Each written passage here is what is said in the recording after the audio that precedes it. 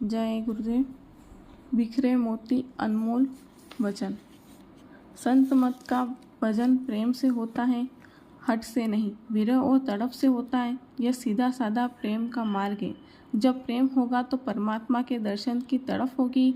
यहाँ कोई हठ योग नहीं। 1996। हर चीज़ का समय होता है, आप इसे समझते नहीं हो।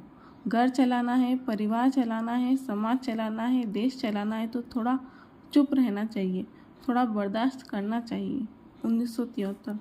जय गुरुदेव नाम को मैंने जगाया, मैंने सिद्ध किया, मैंने इसमें शक्ति भरी।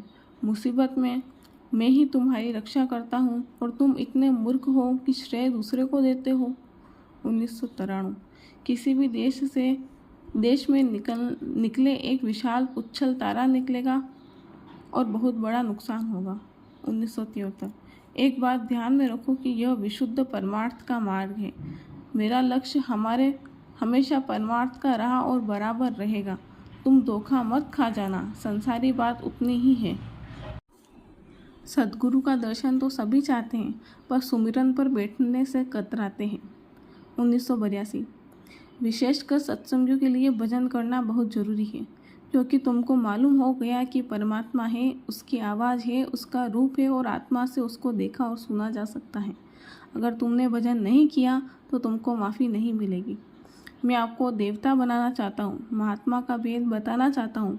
मेरा राजनीतिक उद्देश्य नहीं, मैं किसी धर्म की आलोचना नहीं करता। वक्त आ रहा है जब आप बाध्य होकर आएंगे और क्षमा मांगेंगे। मैं उनके लिए कह रहा हूँ जो भक्ति करना चाहते हैं।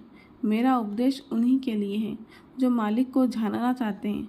नामदानी तो बहुत हो जाते हैं, सत्संगी भी बहुत लोग कहे जाते हैं, लेकिन भक्त को कोई कोई होता है। समय भविष्य का अच्छा नहीं है, इसलिए हर मनुष्य को चाहिए कि हिंसा भावना व कर्म खत्म करे, दया सत्य प्रेम सेवा अपनाए। जो भी खेती दुकान दफ्तर का काम करते हो करे, पर ईमानदारी मेहनत की अति ज़रूरत है। बच्चों की सेवा का अवसर अवश्य निकाले। भजन करें, कम से कम 1.5 घंटे का समय भजन में दें। मैं बार बार यह कह रहा हूँ कि सत्संग दर्शन भजन और सेवा करें। भजन से कष्टों का उबार होगा। आगे कष्ट आ रहा है, बराबर सबकी संभाल होती है। परमार्थ में लगे रहो, जीवन की सांसें परमार्थ में भजन में लगाते रहो। आगे चलकर भारत में एक ऐसी घटना घटेगी जिसके कारण सारा विश्व चपेट में आ जाएगा। 1995।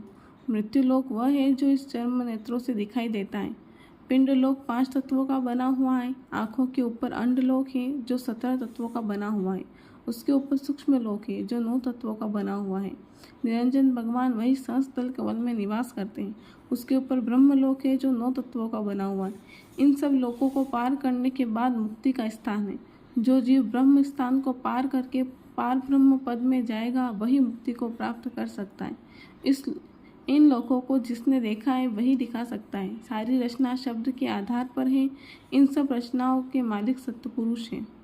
जो भक्ति करना चाहता है उसे गुरु शब्दों पर कुर्बान होना पड़ेगा। ऐसा कुर्बान होना पड़ेगा जिस तरह से मृग वंशी की धुन पर कुर्बान हो जाता है। उसे होश नहीं रहता और वह अपनी जान न्यौछावर कर देता है। सबसे बड़ी बुद्धिमानी यही है कि अपने जीवात्मा को जगाकर अपने घर चले चलो। जय गुरुदेव।